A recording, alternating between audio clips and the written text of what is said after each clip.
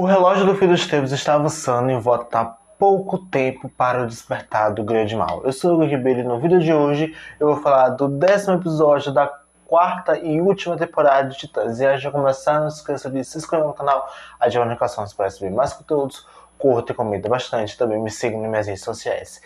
E, gente, eu gostei muito desse episódio, apesar de eu achar ele um tanto mais fraco, mas ao mesmo tempo decisivo para algumas jornadas dos personagens, né? E trazer também outros pontos para eles.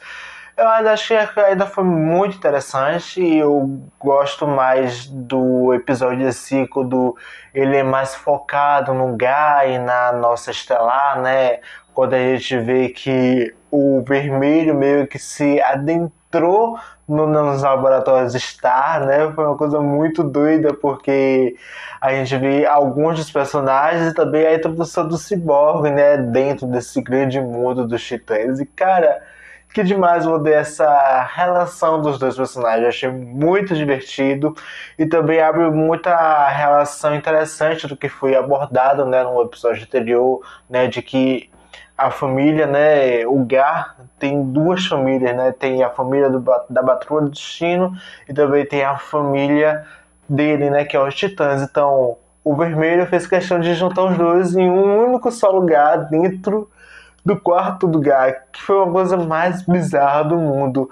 Mas as coisas vão tomando umas percepções totalmente diferentes quando a gente vê que a nossa Estelar precisava de um certo equilíbrio dos seus poderes, mas não uma questão física, mas sim uma questão mental.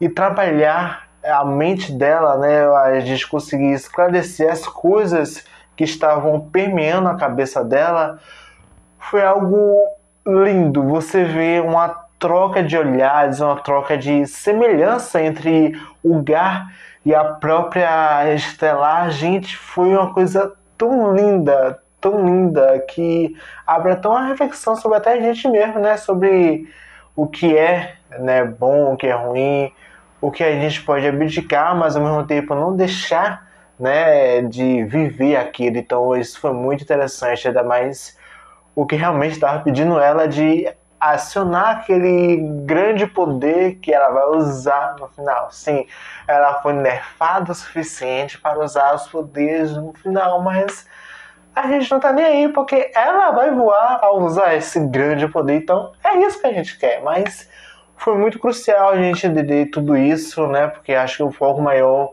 foi mais a Corey do que o Gar, mas os dois acabam funcionando juntos, sabe? Tipo, mãe e filho. Eu amo muito essa ligação que esses dois personagens têm. E não só isso também, porque em todo momento o Vermelho literalmente estava dando todas as respostas do que estava acontecendo no mundo real. E que surreal isso, velho. Eu fiquei encantado como essa ligação do Vermelho que tem com os poderes do Gar, né, que conecta ele com outros seres de outros universos, mas ao mesmo tempo também liga ele com as outras coisas que estão acontecendo em volta dele, mesmo eles não estando propositalmente presentes dentro dele. E isso foi muito legal de ver, e ainda mais como tudo estava se encaixando, mas a parte realmente que mais me impactou foi a questão do Porta dos Fundos, né? A gente tem o canal Porta dos Fundos brasileiro, mas abre outras percepções, né, de que a Porta dos Fundos está justamente ligada ao passado daquele personagem, né, daquele grande vilão, e não necessariamente uma coisa à parte, né, de que liga tudo aquilo. E isso foi muito legal. Eu gostei muito dessa abordagem, desse mundo vermelho. E, cara, eu tô ansioso pros episódios finais. Acho que o penúltimo vai ser fraco, mas o último vai ter aquele peso de final de temporada. Então, esperem muito aí.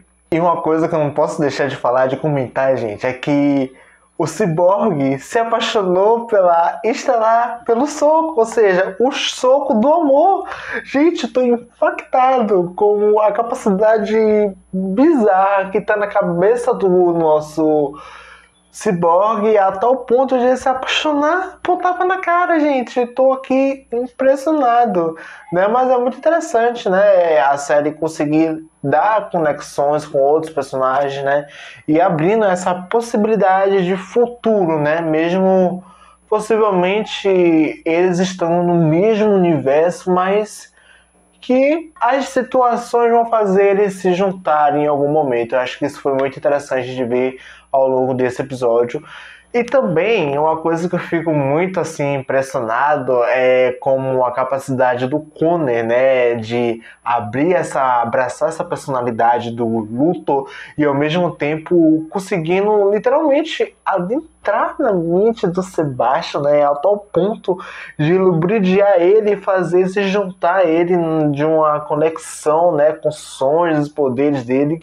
Eu fiquei muito impressionado, eu fiquei assim, gente, olha, mas é como eu venho falando há muito tempo, ele só tá abraçando essa personalidade, mas não é algo que vai se perdurar por muito tempo. No entanto, que ao longo dos episódios a gente vê isso sendo muito reforçado, mas é muito interessante ele abraçar esse lado para ele conseguir entender quem é o Luthor, né? E mesmo tempo ele conseguindo abraçar ainda mais com força quem ele de fato é, né? Que é esse lado mais forte que se prevalece do Kent. Isso é muito interessante a gente ver nesse personagem, né? Essa mudança e retorno às suas verdadeiras origens, né? Seu verdadeiro poder, né? Sua verdadeira força, o que motiva ele a fazer as coisas que ele faz, né? Que não é um caso, o lado do bem. E uma coisa que me intriga muito nessas cenas do Connor é como a forma que a Mercy ainda tem uma certa influência sobre ele. No entanto que parte do objetivo dele literalmente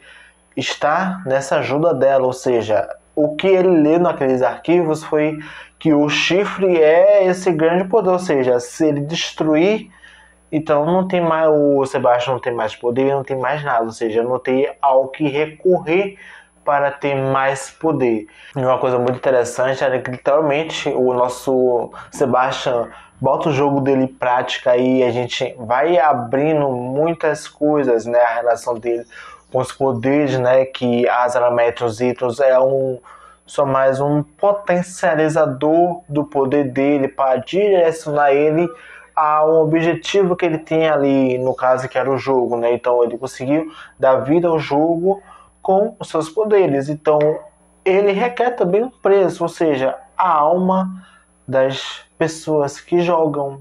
E uma dessas almas foi o nosso Bernard.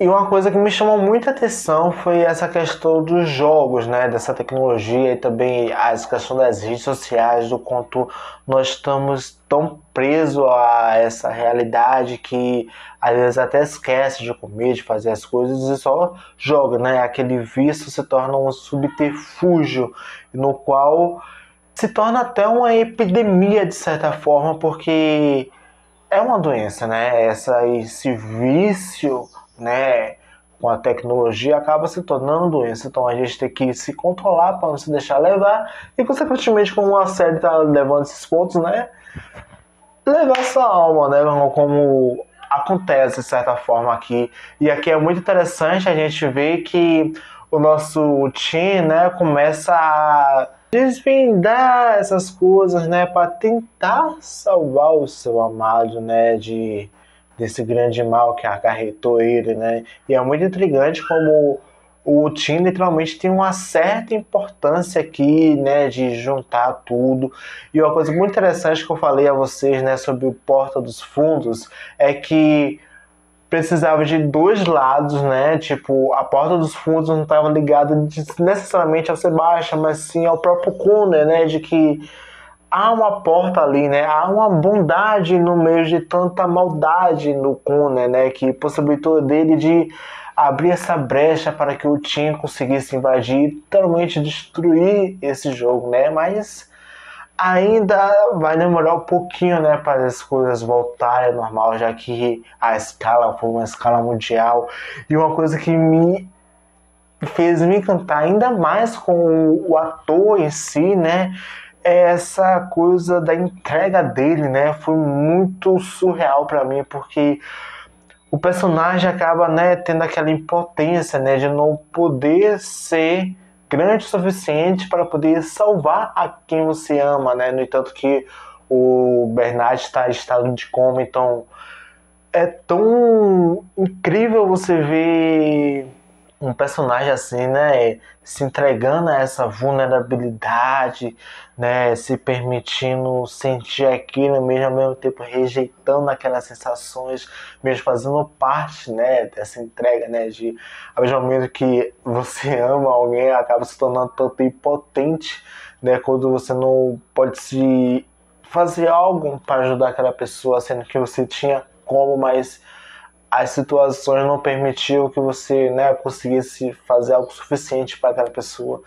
Isso para mim foi tão lindo do personagem, gente. Foi tão surreal que eu fico emocionado de certa forma, porque não tem como não se emocionar com esse amor dos dois, né? Até porque personagens LGBTs acabam sofrendo mais do que o necessário, mas aqui eu sinto que vai ter final feliz. Eu tenho fé que vamos ter um final feliz com esses dois personagens, né? Mesmo eles não estão juntos, mas há uma possibilidade ali, gente. Há uma possibilidade. E isso é muito importante porque já abre aquela porta, né? Já abre uma nova direção, né?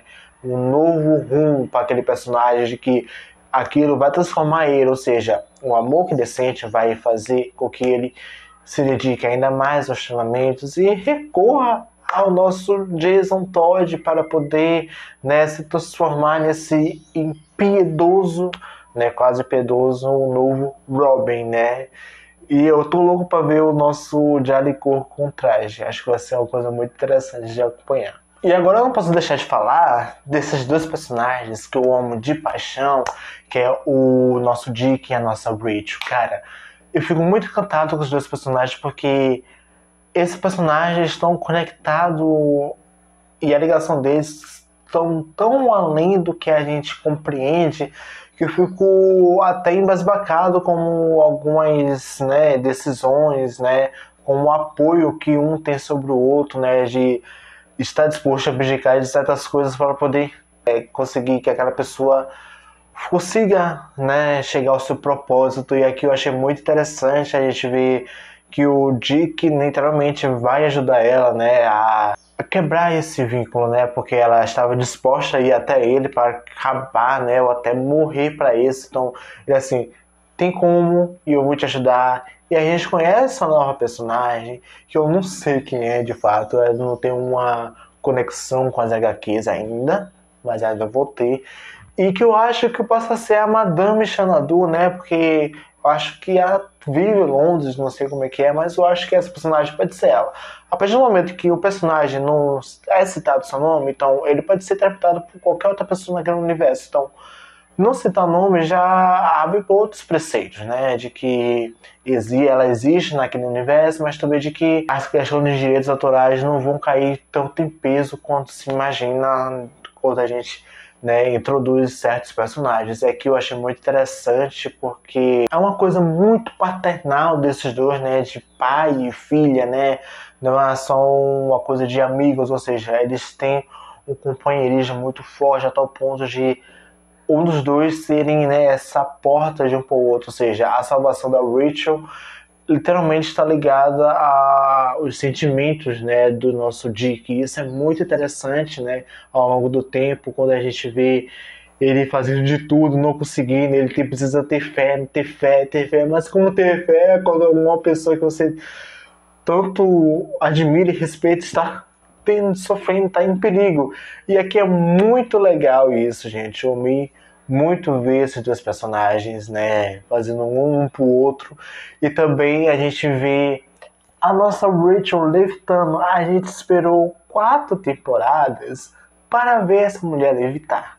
Eu tô muito puto, porque isso já poderia estar acontecendo há muito tempo, mas é uma coisa do roteiro, né? Essa audácia que ele tem com os fãs de botar tudo pro final. Às vezes eu tenho pra mim que essa 4ª temporada poderia facilmente ser a 3ª temporada, né? Mas, enfim, né? Eu ainda tenho outras coisas aqui em relação a isso, mas, enfim, tivemos a levitação. Mas será que vamos ter no final? Não sei. Então, é só aguardar o inesperado, né? como no caso a nossa Madame, a matriarca do caos, né, que botou todos mortos, né, para ter uma certa vingança com seu filho, já que eles tiveram uma discussão acalorada que resultou numa quase pós-mortem dela.